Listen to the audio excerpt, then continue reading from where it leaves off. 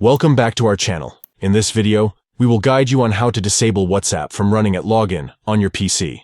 By following these simple steps, you can have more control over when WhatsApp starts up. Let's get started. Step 1. Open the WhatsApp app on your PC. Step 2. Go to the Settings menu.